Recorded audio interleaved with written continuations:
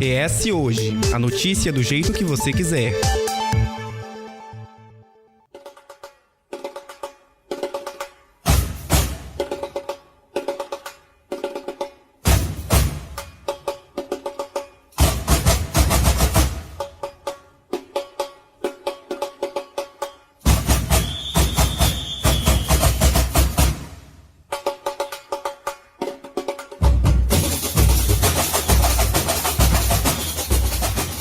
A essa altura do campeonato, o Carnaval de Vitória já teria o nome da escola vencedora da festa que movimenta o Sambão do Povo e a capital do estado. A magia dos desfiles das escolas de samba capixabas está próxima de voltar após 2 anos desde a última vez. 2022, até o momento, é considerado o ano do retorno do barulho dos tamborins, das cores dando forma à avenida e da expectativa da concretização dos enredos anunciados. É o trabalho de meses nos barracões e dos integrantes das escolas sendo apresentado ao público, em meio à festa mais esperada do ano, ainda mais diante das restrições impostas pela pandemia desde março de 2020. Couto, só que essa mesma pandemia, ou melhor, uma nova onda de casos, mortes e hospitalizações da Covid-19 em razão da variante Ômicron mais transmissível, fez com que o Carnaval de Vitória, inicialmente anunciado para os dias 17, 18 e 19 de fevereiro de 2022, fosse adiado para abril, caminho também encontrado por Rio de Janeiro e São Paulo. Por outro lado, o Carnaval de Rua, com blocos e foliões pelas vias das cidades, foi descartado. Não vai acontecer. Em resumo, é o Carnaval mais uma vez se vendo diante de dilemas que trazem o temor do evento não acontecer por mais um ano. E é com esse assunto que nós damos a largada a mais uma temporada do ES Ouve, o podcast semanal do jornal ES Hoje. No primeiro episódio de 2022, conversamos com o diretor de Carnaval da Liga Independente das Escolas de Samba do Grupo Especial, a Liege, Jocelino Júnior. Olá, tudo bem? Eu agradeço o convite aqui da ES Hoje para a gente estar dialogando acerca do nosso Carnaval capixaba, acerca da cultura capixaba e trazendo aqui os elementos que vão, de certa maneira, conduzir os desfiles das escolas de samba desse ano. Então vamos começar explicando as decisões e as condições para que o Carnaval de Vitória seja realizado, junto com esse recuo por parte da Liege e também da Prefeitura de Vitória por conta da pandemia. Ele foi feito em pleno acordo em ambas as partes? Como é que foi tomada essa decisão? O Carnaval, como a gente costuma dizer no nosso posicionamento, ele não é uma atividade, uma manifestação cultural alheio, na verdade, da sociedade. O Carnaval ele faz parte da vida das pessoas, da sociedade. Assim como a saúde, a educação, porque o Carnaval é cultura. Nesse sentido, a gente não está numa bolha onde as escolas de samba poderiam ser irresponsáveis, o Carnaval poderia ser irresponsável e realizar uma atividade carnavalesca sem observar as questões que têm atingido a sociedade de maneira geral. Portanto, o nosso diálogo com os órgãos governamentais, tanto a Prefeitura de Vitória quanto o governo estadual, principalmente acompanhando aí as diretrizes acerca da Covid, da prevenção, os decretos que estão vigentes, e nós temos um grupo de trabalho permanente que avalia as condições de saúde, as condições de segurança e também as condições de logística para o Sambão do Povo. Então, esse grupo, toda prévia de Carnaval, ele sempre existiu.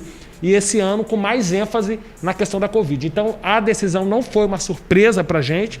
Nós conseguimos aí ter um parâmetro de uma data similar que está acontecendo no Brasil, nos outros carnavais. E aí a minha questão, saindo de fevereiro para março, para a nova data de vocês, que vai ser 7, 8 e 9 de abril, saindo de fevereiro para abril, dias 7, 8 e 9 de abril. Vocês veem algum tipo de preocupação com alguma doença respiratória que é comum dessas épocas, uma nova onda que pode vir a ocorrer?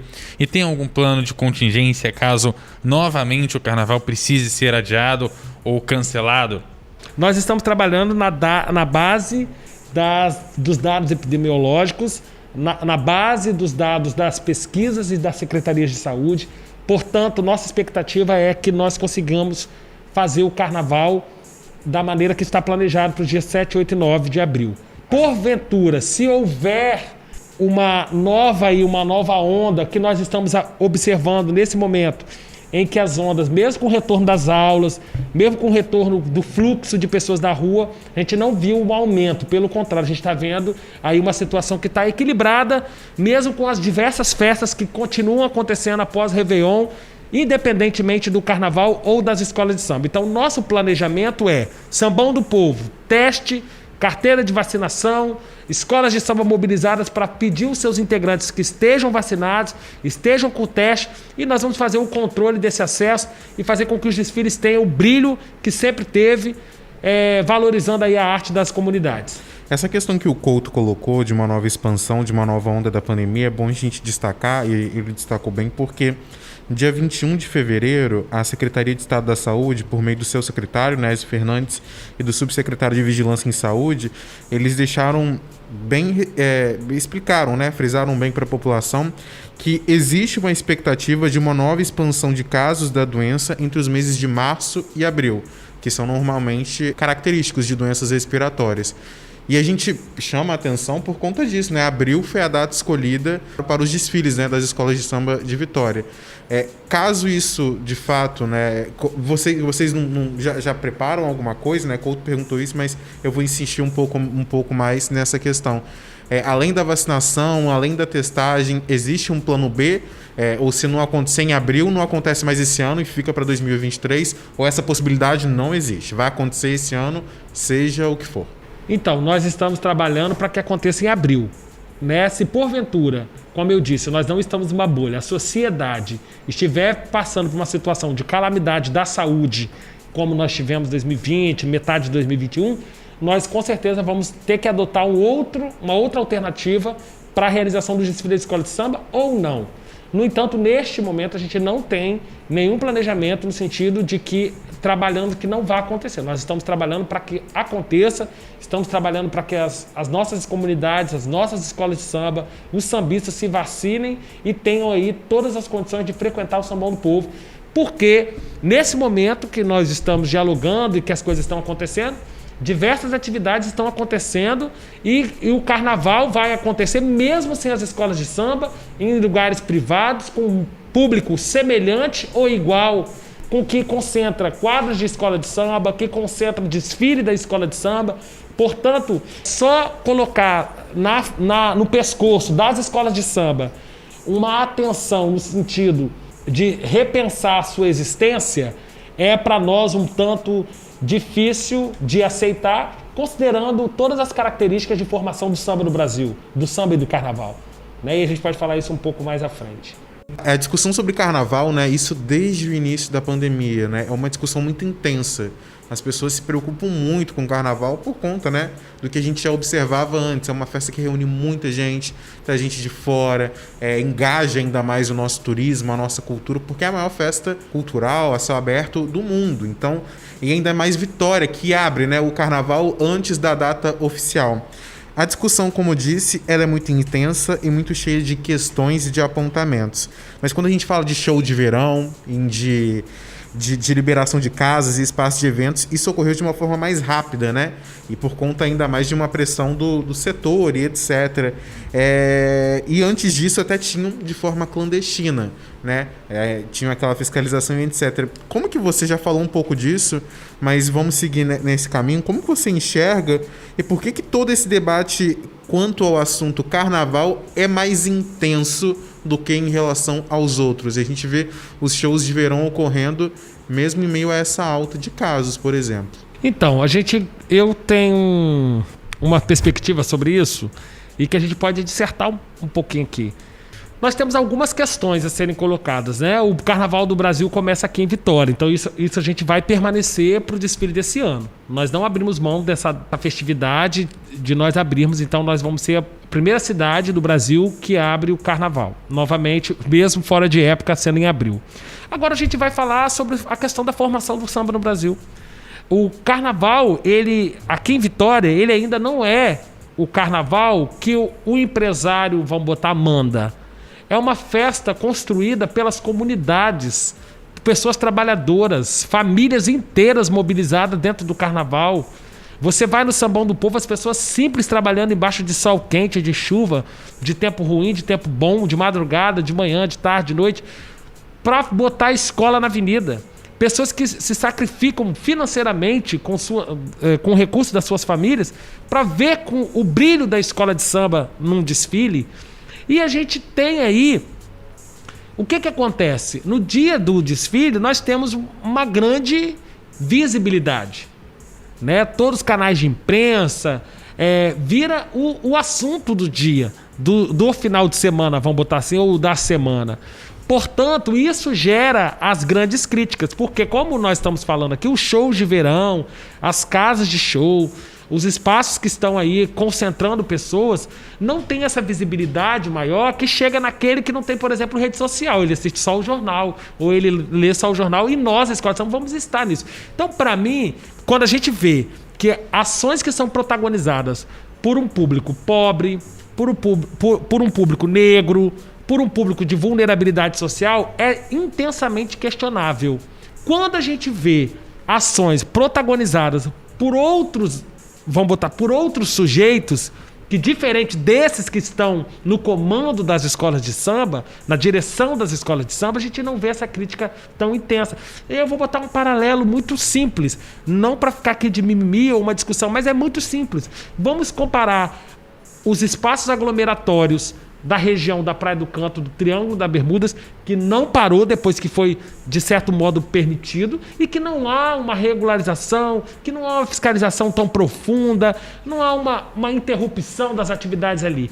E a gente vê que as nossas escolas de samba, os blocos, inclusive, e os movimentos que são oriundos de lugares periféricos, pobres, são taxativamente cancelados, proibidos, fiscalizados com mais intensidade, porque há uma cobrança, e essa cobrança a gente vai poder falar aqui de outros aspectos, uma cobrança puramente racista, uma cobrança puramente de exclusão social da manifestação popular que é do povo. E aí, pegando um pouco um gancho nisso que você vem falando, a gente fala bastante de uma elitização desse carnaval. Até por conta da decisão de manter a festa em espaços que se cobra para entrar. A justificativa nesse momento seria, por exemplo, o controle, como liberar aqueles que estão vacinados ou têm um teste negativo por conta da pandemia. Esse é o caminho correto para a gente chegar nesse carnaval, para as escolas de samba poderem desfilar? O termo carnaval, ele se resume só ao desfile? Como é que você pode destrinchar um pouco esses pedaços do carnaval pra gente, que envolve, talvez um pouco, como você falou, desde lá do barracão, com a escola, começando um primeiro ponto, como que é a política para quem trabalha no barracão, para quem tá lá, como está sendo esse controle da pandemia lá, e depois seguindo, como que é o controle dessa pandemia no dia do desfile, como que isso vai ser controlado e como efetivamente a gente pode perceber esse controle sendo feito no dia do desfile. Então, o carnaval ele é construído, como você colocou, por fases, né? Nós temos a fase inicial de pesquisa, de definição dos temas, do enredo. Depois nós temos a fase da escolha do samba-enredo e em seguida a fase de produção das fantasias e alegorias. Nós estamos, neste momento, na fase de produção das fantasias e das alegorias, cumulado com os ensaios. Nesse tempo, só pra gente frisar pra quem nos ouve, dia 23 de fevereiro, né? Esse episódio está indo ao ar no dia 7 de março, então isso há quase... Um mês antes, né? Mais de um mês antes do carnaval, né? Quando o carnaval tá chegando. Agora de abril. Então nós temos um processo de produção que é muito antecipado, né? E aí, esse trabalho, a maioria das pessoas só vem no dia do desfile, ou só tem conhecimento no dia do desfile. Mas como eu falei anteriormente, nós temos famílias mobilizadas dentro de barracões, nós temos pessoas que estão nesse processo. O Carnaval de Vitória, ele gera 14 milhões de reais na economia da cidade. O Carnaval de Vitória, ele mobiliza 4 mil pessoas trabalhando nos barracões das escolas de samba. Formas indiretamente, né? Indiretamente, recebendo ali, gerando renda e trabalho. Nós temos no Carnaval de Vitória 22 mil pessoas que desfilam nas escolas de samba. 19 comunidades, 19 escolas de samba, que se a gente for contar as comunidades, porque a escola de samba não é uma comunidade só, ali você tem 4, 5 comunidades, às vezes, em uma escola de samba. Então você mobiliza vários territórios, a cidade inteira praticamente. A região central de Vitória, que tem a Novo Império, a Piedade e a Imperatriz do Forte, praticamente mobiliza todo o centro de Vitória, ainda vem Jucutuquara ali, você pega ali de Jucuto, pega no... Eu tô só esticando. Você pega no Samba, Barreiros, Andaraí, ali de Maruípe para cá, até Novo Império em Santo Antônio, praticamente, você mobiliza todos os bairros. Todos os bairros estão mobilizados com escola de samba. Então, como a gente vai falar que esse processo de produção não é interessante? Que as escolas de samba não fazem, na verdade, ações de inclusão social, ações de transformação de vida, que é isso que as escolas de samba fazem. E te respondendo, Couto, nós temos nas escolas de samba, nesse momento, a gente impulsionou e fizemos desde o início da pandemia entrega de cesta de alimentos, mobilização para vacinação, cedendo as quadras das escolas de samba para secretarias de saúde realizar vacinação em Vila Velha, Cariacica, em Vitória. Nós temos feito, dentro dos barracões, um controle com álcool em gel, a utilização da máscara. Fizemos também produção de máscara pelas costureiras das escolas de samba. Então, diversas ações têm sido feitas. E, como eu vou voltar a dizer, o carnaval não está na bolha. Todos os procedimentos relativos à prevenção à Covid também são seguidos dentro das escolas de samba, também são práticas orientativas para os nossos trabalhadores e trabalhadoras dos barracões, para os nossos trabalhadores e trabalhadoras das alegorias. Então, portanto, as nossas ações são simplesmente reconhecidas e fortalecidas a partir das orientações técnicas de saúde. Nós fazemos muito para que a Covid, é o nosso maior interesse, que a Covid não exista mais, ou que diminua muito, porque nós queremos desfilar com alegria, desfilar com vontade e mostrar o brilho que as nossas comunidades... Eu só dei um exemplo aqui de Vitória, aí, de 6, quase 7 escolas de samba que ocupam boa parte do território da cidade. Quero insistir no ponto que o Couto colocou, né? Muito se fala sobre a elitização do carnaval, e você destacou bem todo esse processo. É um processo que o momento do desfile não se resume ao carnaval, somente ao termo, né? A classificação, ao que a gente coloca como carnaval. O processo é muito maior, né? Aquele Sim. empenho das famílias é maior e etc. Então, a gente consegue falar de elitização do carnaval, isso, o carnaval das escolas de samba, quando a gente traz essa festa apenas para os espaços onde você tem que se cobra para entrar, onde você exige muitas vezes o teste, que muitas às vezes não podem pagar, mas a gente sabe que o governo do estado oferece pontos gratuitos para isso e etc. A gente consegue falar de elitização do carnaval quando a gente tem esse histórico, né, de famílias que se engajam, famílias pobres, famílias majoritariamente negras.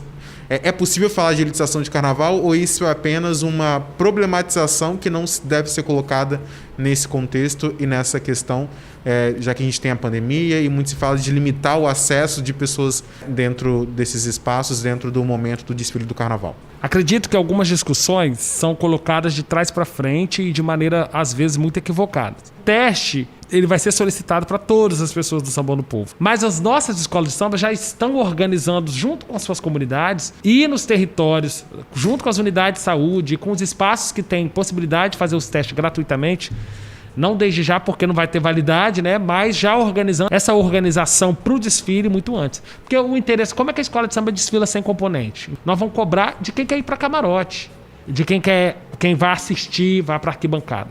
Agora, discutir a elitização do carnaval, a gente não pode pegar da Covid para discutir, elemento Covid para discutir a elitização do carnaval. Porque se você for reparar, quem são os presidentes das nossas escolas de samba em Vitória? Trabalhadores, trabalhadoras, professora, cara que dá duro todos os dias. Se a gente for falar de elitização, vamos ver quem são os presidentes ou donos de bloco. Eu não conheço, não tenho acesso. Então, porque eu sou das escolas de samba, né? A elitização do carnaval, ela não é de agora, ela vem de muito tempo, desde quando inventaram o CD. A partir do momento que inventa o CD lá no Rio de Janeiro, vinil, na verdade, o LP, né? Lá na década de 70, por aí, final de 60, década de 70, início da década de 70, e começa a comercializar. E esse comércio começa mais próximo do Natal, porque depois do Natal passou o Réveillon. Passou o Natal, o Réveillon é carnaval. O Brasil respira carnaval. Então, naquela época, se teve uma brilhante ideia de gravar esses sambas. Nessa época de janeiro, dezembro, janeiro, o que mais se vendia, o CD, o disco que mais se vendia era das escolas de samba do Rio de Janeiro. Porque nas festas de Natal, nas festas de Réveillon, a música predileta era os sambas enredos que tinham sentido com a vida das pessoas, com o cotidiano, enfim. Então, essa mercantilização começa aí, porque começa as gravadoras ter interesse nas escolas de samba, porque vendiam-se muito, a comprar esse disco, a produzir esse disco e comercializar. Aí nós começamos a discutir a questão da mercantilização do carnaval, que aí, de certo modo, vai discutir a elitização. Aí o povo vai comprar camarote, e vai lotar, e aí a artista que é famosa quer aparecer mais, porque ali ela entra, vai ser qualquer canal de imprensa filmando, ela vai aparecer gratuitamente por muito tempo, depende da fantasia. Então começa essa discussão, é aí. A discussão vem lá da década de 60 para cá. Hoje a gente está colhendo frutos do que foi lá atrás, mas ainda precisamos fazer um debate muito importante no sentido de como as pessoas mais simples, as pessoas das comunidades, as pessoas pobres, na verdade, como que elas têm lugar e visibilidade dentro de uma escola de samba. Como que essas práticas podem acontecer sem deixar ninguém para trás. E como que pode acontecer na sua visão? Na minha visão com os projetos sociais durante o ano inteiro, a escola de samba dando essa devolutiva dentro do território, com ações que vão articular a escola de samba e a cidade, com ações que vão dar visibilidade para o território da escola de samba, como território pujante, como território que tem desdobramentos positivos, que tem pessoas trabalhadoras, que tem talentos, que tem cultura. E outra coisa, escola de samba, a maioria dos nossos desfiles e dos nossos enredos são críticas sociais. É o instrumento que nós utilizamos dentro do samba enredo, dentro dos enredos, dentro das histórias, a forma de fazer crítica social daquilo que nós estamos vivendo. É o espaço que vocês têm, né? É o espaço que tem e que historicamente foi construído isso. ES Ouve.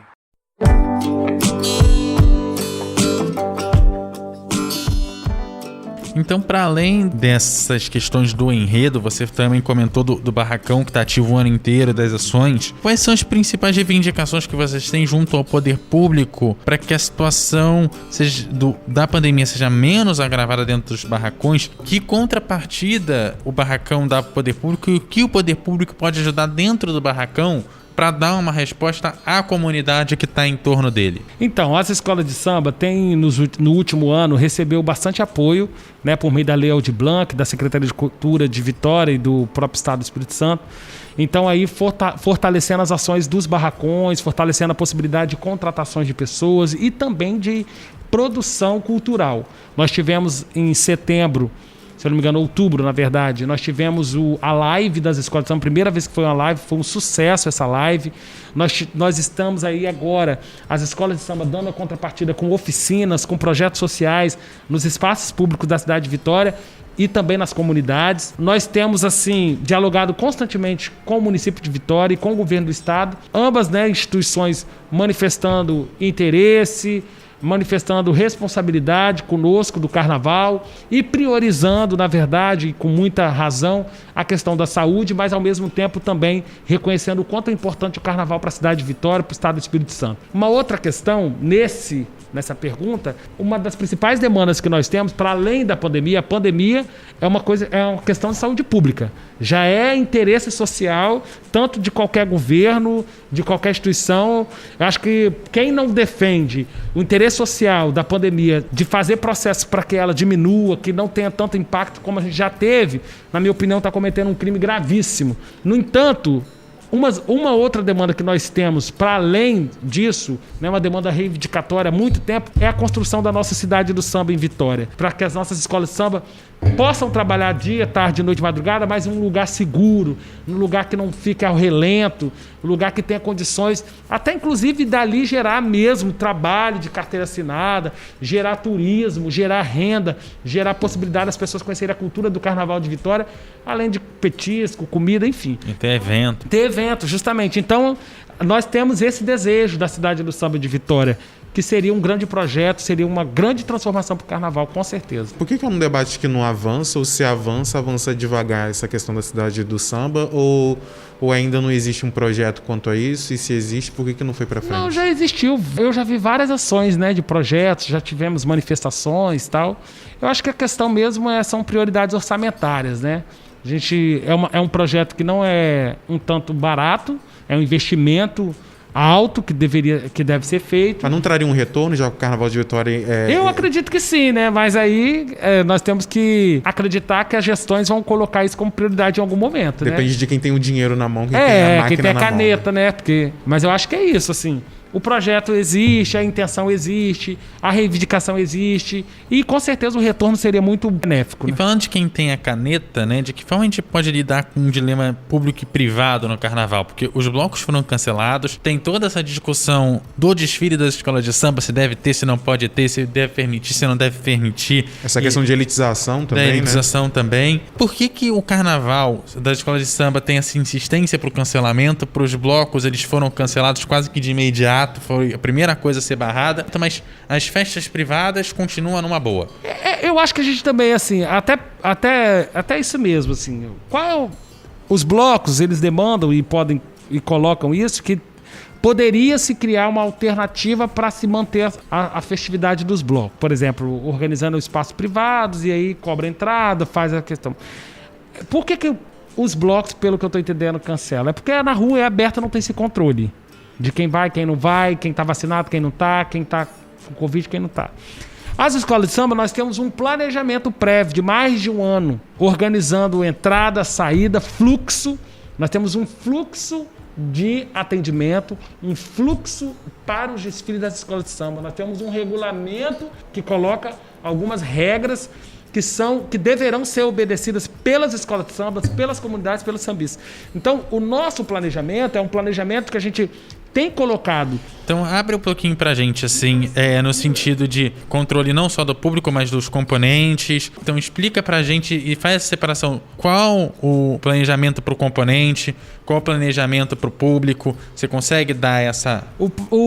É o seguinte, nós praticamente criamos um novo quesito para as escolas de samba esse ano, que foi o quesito estar vacinado e ter o teste PCR.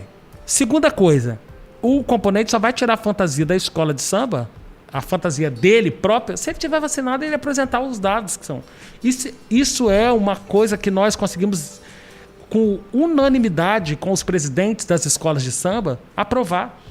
Porque isso é uma responsabilidade mútua e coletiva de todas as escolas de samba e comunidades para que a gente tenha carnaval. Se quer ter carnaval, se quer ter desfile da escola de samba, nós temos que entrar no ritmo dos regramentos de prevenção à Covid. Porque não adianta estar vacinado, apresentar um teste PCR, mas em poucos dias um surto tomar conta dos componentes das escolas que acabam tendo contato juntos. Você fala depois do desfile ou antes? Não, antes do desfile, então, né? Nós prejudicaria a festa e antes também, sim, né? nós estamos tendo ensaios das escolas de samba. Nós não temos nenhum registro desde janeiro, mesmo após o Réveillon, de um surto ou de uma contaminação em massa nas escolas de samba, nas comunidades de escolas de samba. Então nós estamos produzindo o nosso carnaval com muita responsabilidade. E aí as pessoas que criticam ou que fazem críticas vazias não têm conhecimento, ou nunca passaram, ou ainda não foram visitar os ensaios, o trabalho do barracão.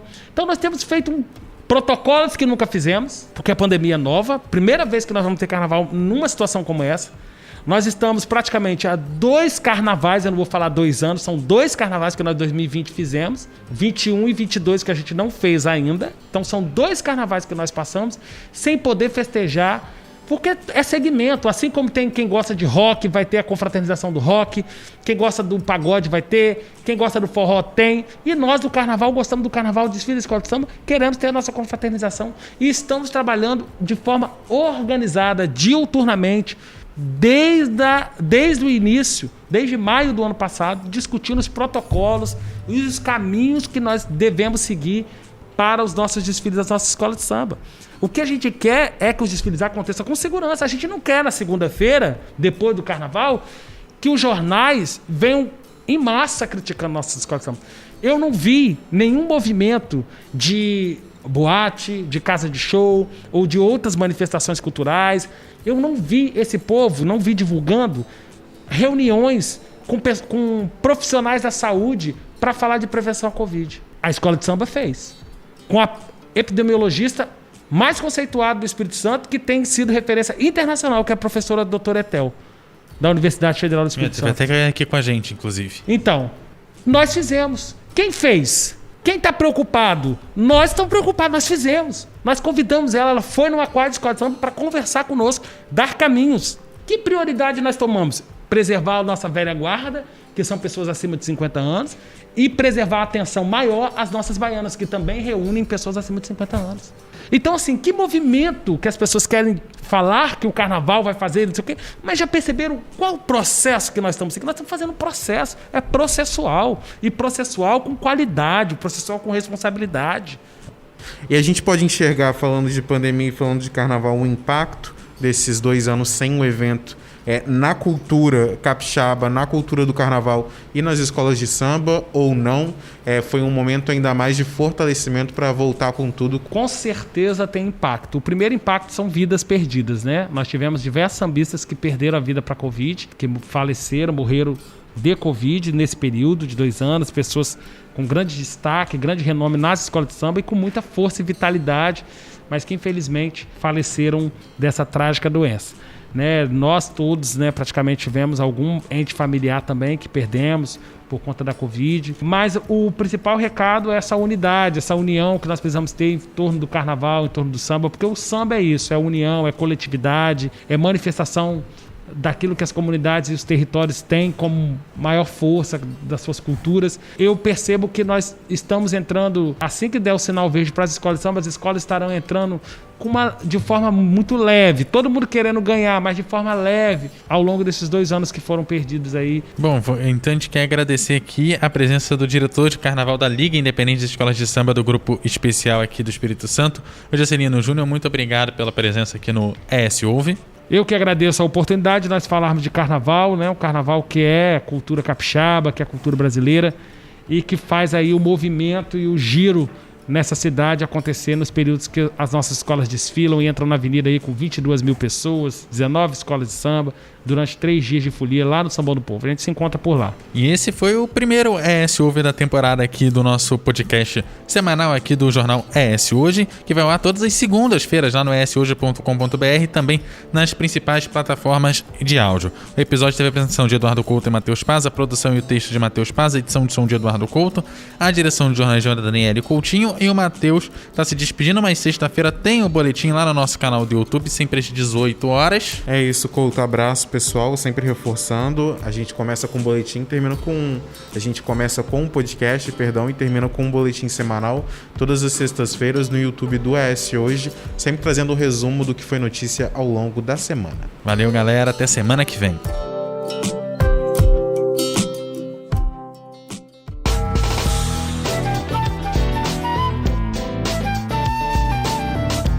Você encontra o ES Hoje nas redes sociais, @ES Hoje, e também no canal do YouTube e no site eshoje.com.br.